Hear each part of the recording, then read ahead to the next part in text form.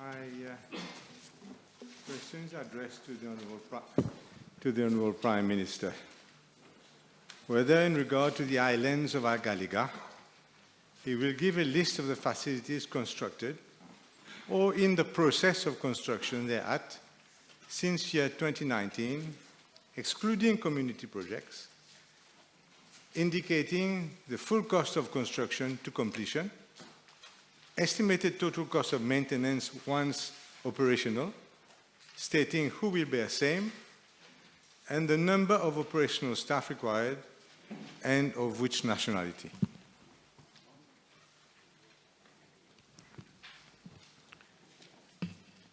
Mr. Speaker, sir,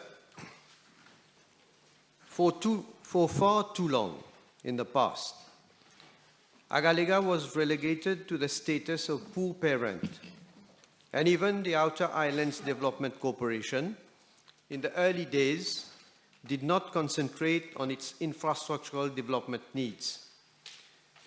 The runway in Agalega, which was constructed in the year 1984-1985, was in a very bad condition.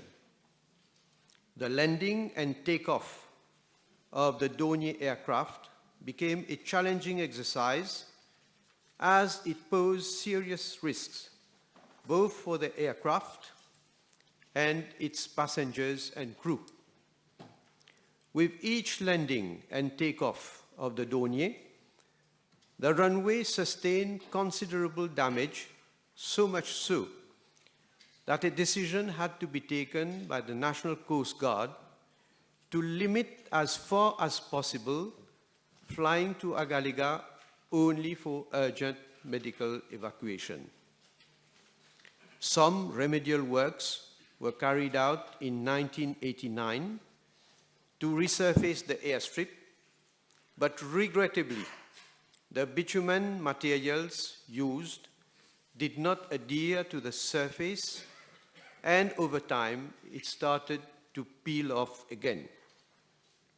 Since 2003, several attempts had been made to upgrade the airstrip in Agalega, but these had not been successful.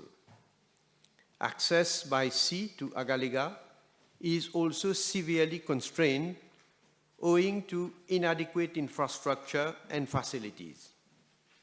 As a consequence, operational difficulties for loading and unloading of goods and embarkation and disembarkation of passengers resulted in delays and huge additional financial costs.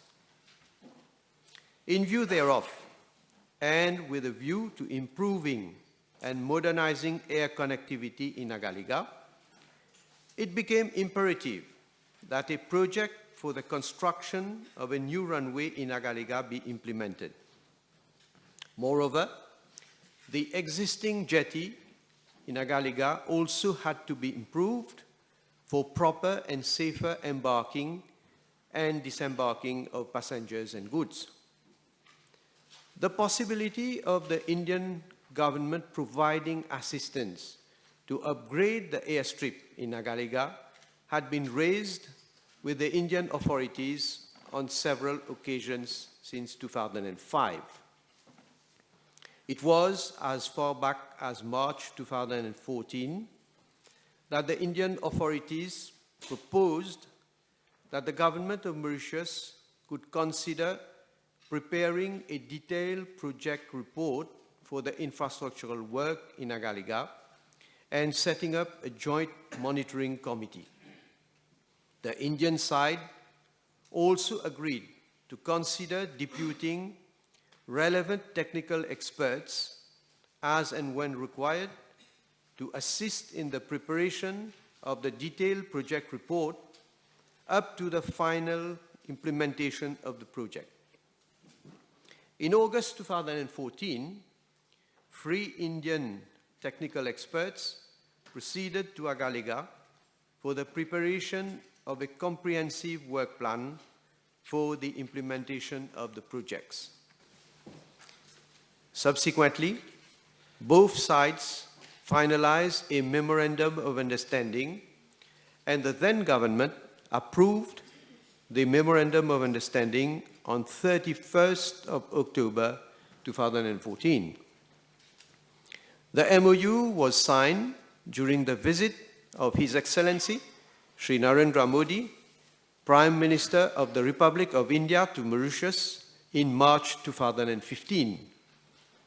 A copy of the Memorandum of Understanding was laid on the table of the National Assembly on 31st of March 2015 during the reply made to the private notice question on Agalega.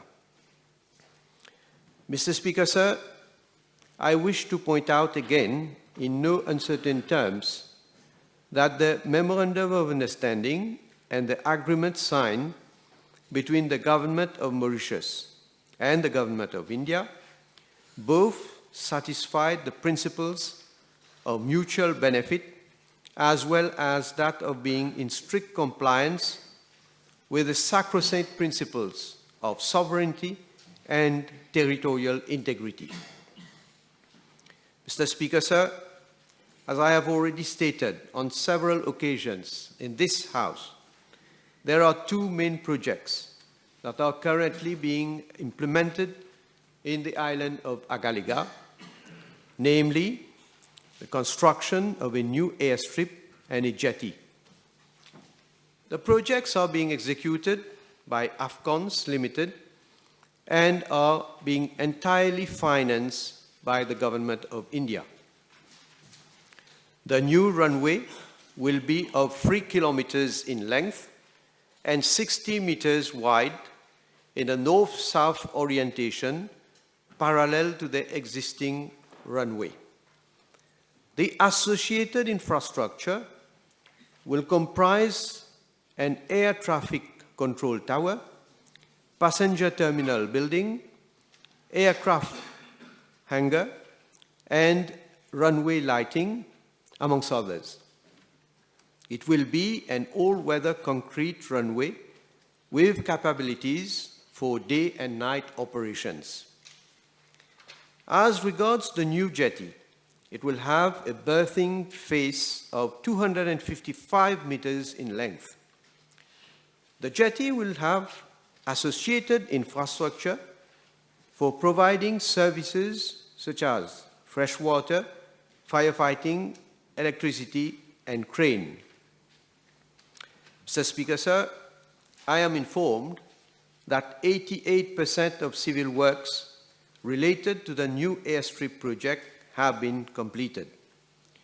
The remaining civil works are likely to be completed by September 2022. However, the works on associated infrastructure, such as air traffic control tower, passenger terminal building, aircraft hangar, and electrical substation, were severely affected due to lack of mobilization of specialized manpower resulting from the COVID-19 pandemic. Building works for the associated infrastructure are likely to be completed by January 2023, while communication and air traffic control equipment installation and commissioning are expected to be completed by June 2023. Mr. Speaker, sir, in regard to the jetty, I am informed that around 80% of civil works have been completed so far.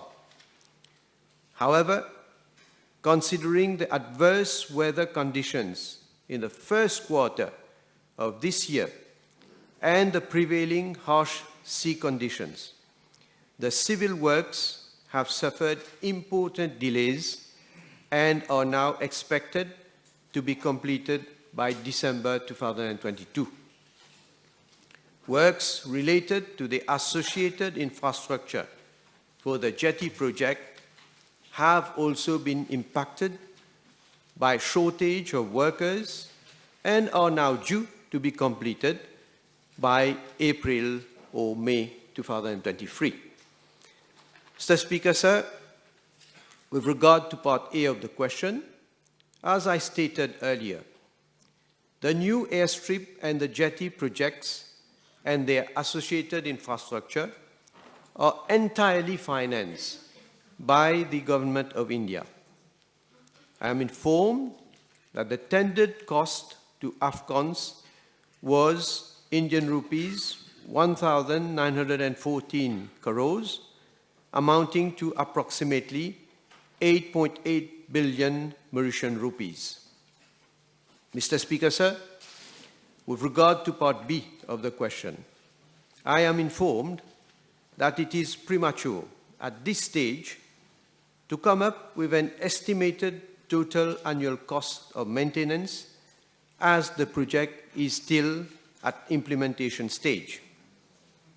Once implemented, the infrastructure will remain the property of the Republic of Mauritius. However, the costs for maintenance, operation, and functioning will be borne by the Government of Mauritius with the support of the Government of India. Mr. Speaker, sir, with regard to Part C of the question, it is also premature at this stage to determine the number of operational staff that will be required. However, in regard to staffing, except for scarcity areas necessitating foreign expertise or unavailability of adequately qualified local human resource, the facilities will be manned by Mauritian personnel and will be under the overall control of the Mauritian authorities.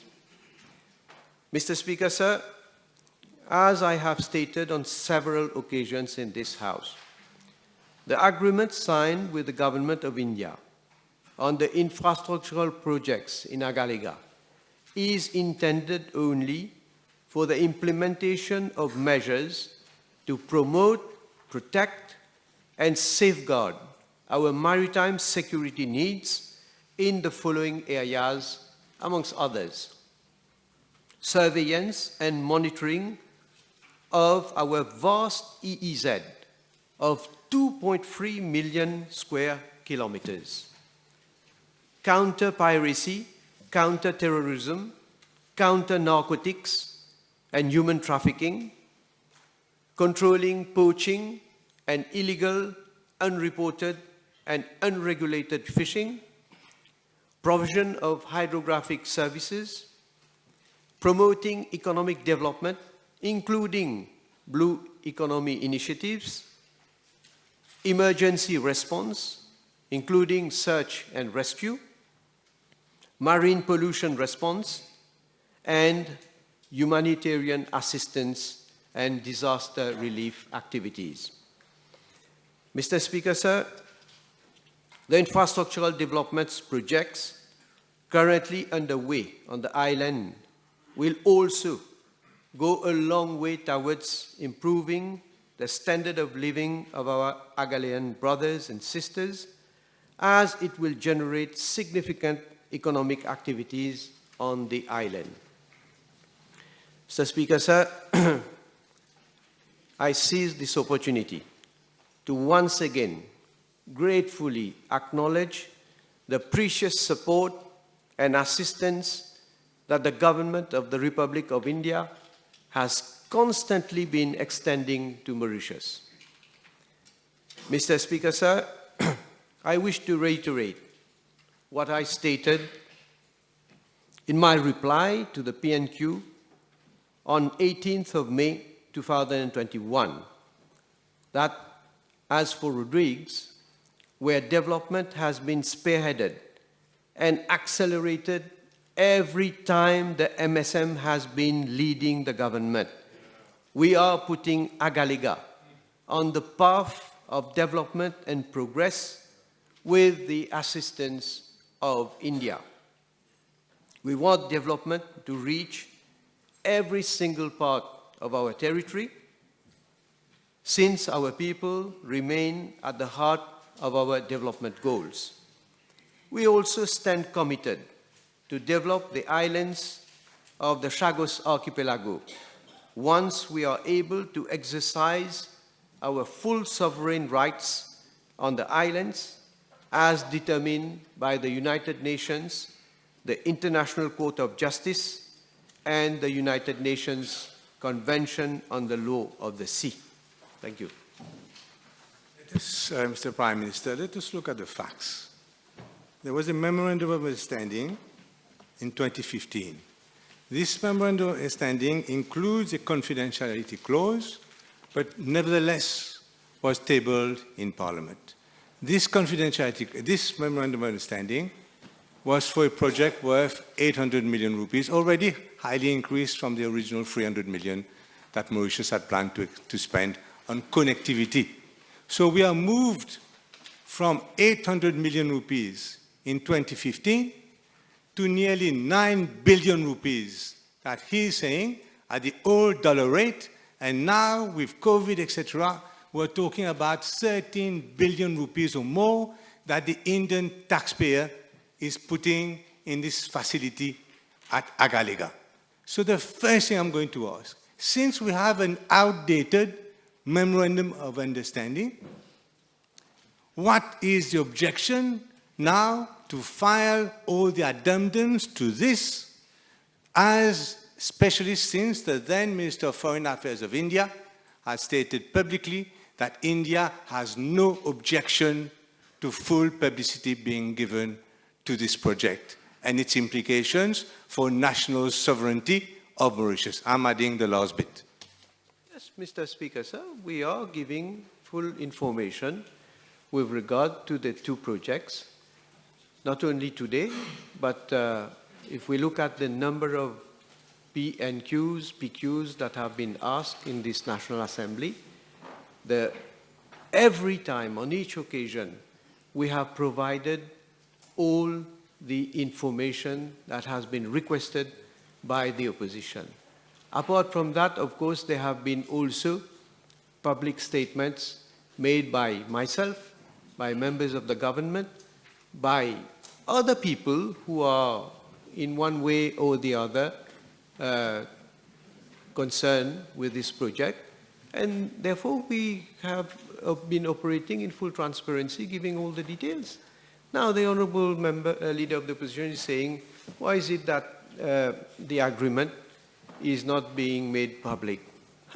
Again, there are some agreements that are made public because the two parties have to agree on making it and rendering it public. There are some agreements whereby the two parties agree that it will not be made public. This is one of them, and this is not the first time that this is happening. We have had in the past, I think if the Honourable Leader of the Opposition will recall, he has been a member of a Labour PMSD government in which there are certain occasions where agreements have been signed with a foreign country, and in this very House, numerous questions have been asked about this agreement. I don't want to mention any agreement in particular, but systematically the answer has been that there is a confidentiality clause in the agreement, and therefore it cannot be made public and not even to be tabled in this House. But I'm not saying that what is right now for you when you were in government is wrong now. Why should we go according to the same principle? And that is why this is not made public. I'd like to remind the Prime Minister that the Indian Minister of Foreign Affairs stated in Mauritius that the Republic of India has no objection to all this being made public. Then, given that has been made publicly, what is the objection of the Republic of Mauritius to making this public?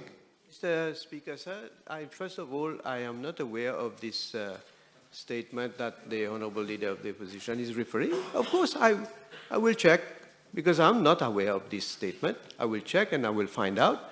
But, Mr. Speaker, sir, I will not comment on something which I'm not aware of. But what I will say is what I am aware of.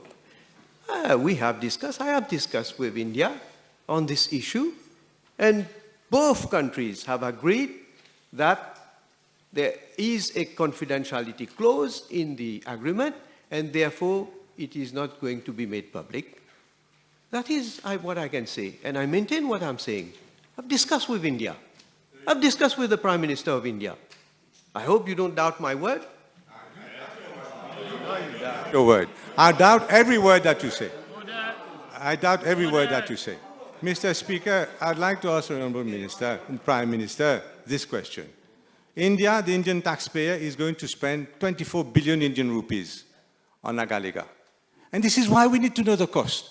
Because the more you spend, the more you want in return. That is why this taxpayer and the Republic of Mauritius have a right to know the cost of the facility that a foreign country is putting on our territory, and what are the counterparties that are being given to this, Mr. Speaker.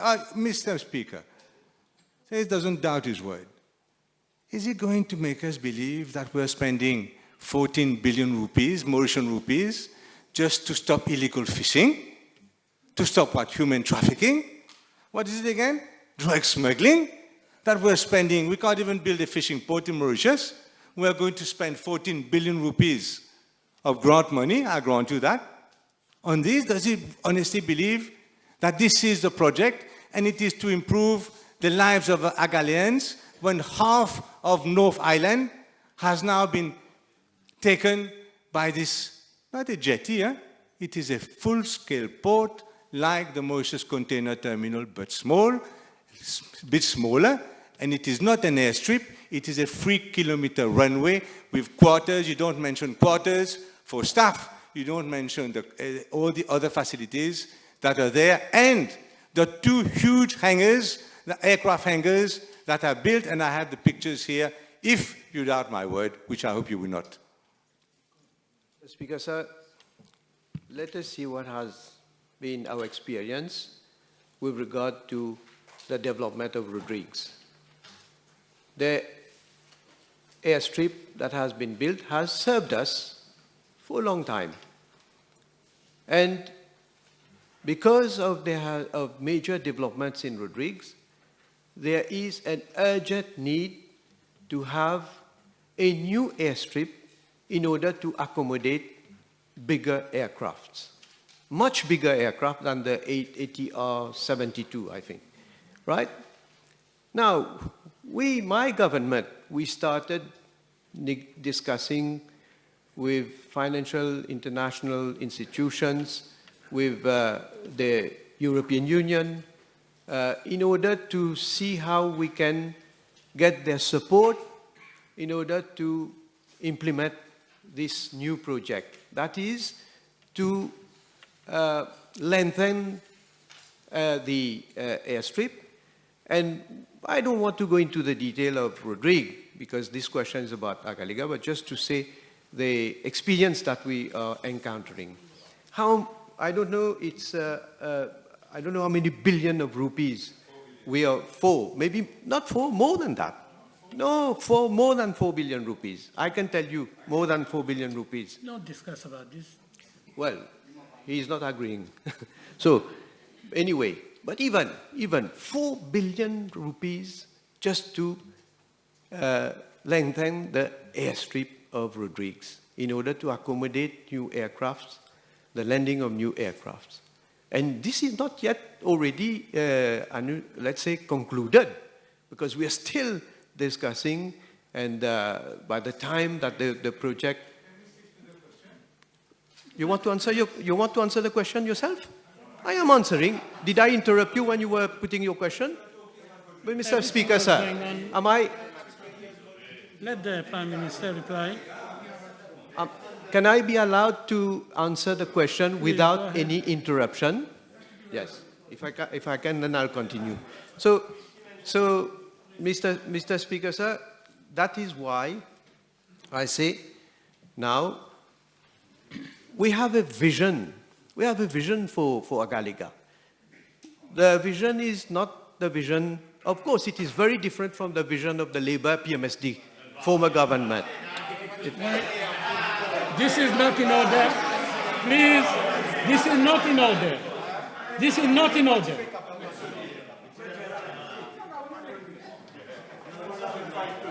The vision, they have a short-term vision. We have a long-term vision, a very long-term vision. And that is why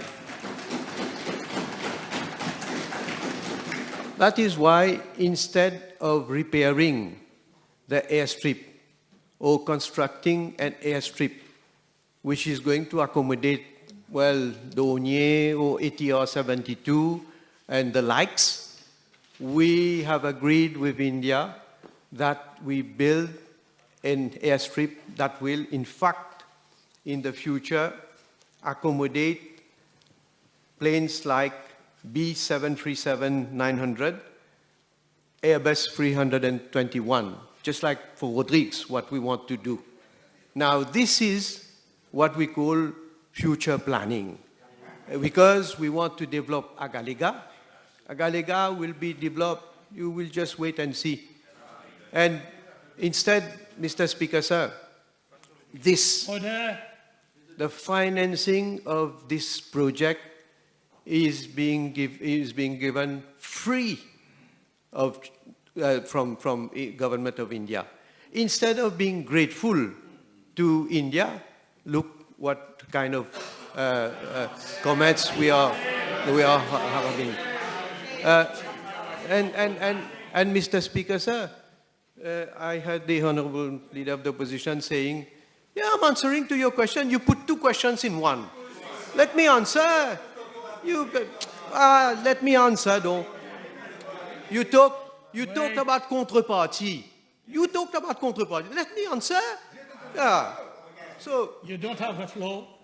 So, Honorable Leader of the Opposition is saying, well, India is financing it for so much, and there must be a contrepartie. Let me give another example. The biggest infrastructural land transport project that we have, the Metro Express. And I must say, thanks to the government of India for the network from Port Louis to QPIP. They have given us half of the money as grant money. Half money, free. The opposition have been criticizing against this project initially. But now they see what the people think when they started to travel and so on. Now they are cooling down, Mr. Speaker, sir. So probably the leader of the opposition will say, what is the contrepartie? Because they are giving us grant money to implement this project. Well, you will see. In the future, you will see the contrepartie. You will bear the contrepartie so that I'm sure you will not be able to even talk about the contrepartie. Mr. Speaker, you will note that I have only asked 2 supplementary questions so far. Now, the contrepartie for the Metro Express, maybe the Prime Minister was not there, is the double taxation agreement, my friend. You should know that. That is the contrepartie. This is why I'm asking you. You've just confirmed my point. What is the contrepartie? Now I'm going to ask the Prime Minister. These are 2 huge aircraft hangars. Huge. Able to take the biggest civil or military planes. 2. You did not put that in your answer. 2. What are these hangars going to be used for? Because they are only in Mauritius, 1.3 million people. There are smaller hangars than this. Look in your notes. Mr. Speaker, sir, I am informed that actually what is being built is 1 hangar and 1 shelter for parking of the likes of Boeing 737-900 and Airbus 321 type of aircraft. This is my information. The passenger terminal that is being built also, of course, will be able to accommodate and service I'm told, about 50 passenger capacity. We're not fools. Boeing 737 that the Prime Minister is mentioning is in fact a Poseidon P-81, which is the same as a Boeing 737. It's an submarine warfare aircraft, it carries missiles. And that is the Boeing 737 that is going to be parked under these hangars. It belongs to the Indian Army, Mr. Speaker. Order. I can say shame. You don't have the floor. I can say shame. You don't have the floor. Shame is parliamentary. You don't have the floor. Either you accept my ruling or you walk out from the chamber. I don't have a Thank you very much. Please, Leader of the Opposition. Yes, I will continue. So this is for B737 P-81 aircraft. You can read the international press if you don't know what your civil servants are telling you. Why are these tunnels being built under the jetty? Why? Would you want to have a jetty? Big jetty, huh? Maybe as big as this room. And you have tunnels under the jetty. For what? What do you have to hide that is going to be unloaded from the ships that you would have, or you'll tell me you don't know either. What are these tunnels for? And go and check whether there will not be in 6 months' time Indian Army B737 Poseidon aircraft and Indian troops. And I'm not saying it is right or it is wrong. I'm not saying it is right or it is wrong. But I'm saying that in the name of sovereignty of this Parliament and sovereignty of our nation, the Prime Minister has no right at all to hide this sort of information from the the inhabitants of Agalega and from the inhabitants of Mauritius. You have no right, Prime Minister. We are a sovereign Parliament and we're a sovereign country, and you, in 6 months' time, we will know, as you say, exactly. And you want us to believe that it is what? Air Mauritius is going to put the few aircraft that it has there? Well, after the show of the Leader of the Opposition, he has the right to use his time for making a cinema and making a show, and saying that we are building now a parking for submarine. This is what I understood, a parking for submarine, anti-submarine, whatever it is at the jetty. But Boeing, at the jetties there's going to be Boeing now. Okay. Well, you never know, Mr. Speaker, sir. With the advance of technology, maybe in the future there can be such kind of equipment. But I'm informed that the development, that is the construction that is being done at the jetty, it is a duct for jetty services. There's no tunnel. There's no, I don't know what he's been mentioning because he's been using some technical terms about to house a submarine or whatever it is. Nothing of that sort. And services are services like electrification, I'm told. But anyway, I've never been made aware of any such kind of construction for such submarine and so on, Mr. Speaker, sir. Nobody mentioned submarine. Time is over by 3 minutes. The table has been advised that PQB 938, 940, 944, and 945 have been withdrawn. Prime Minister's question time, Honorable Denou.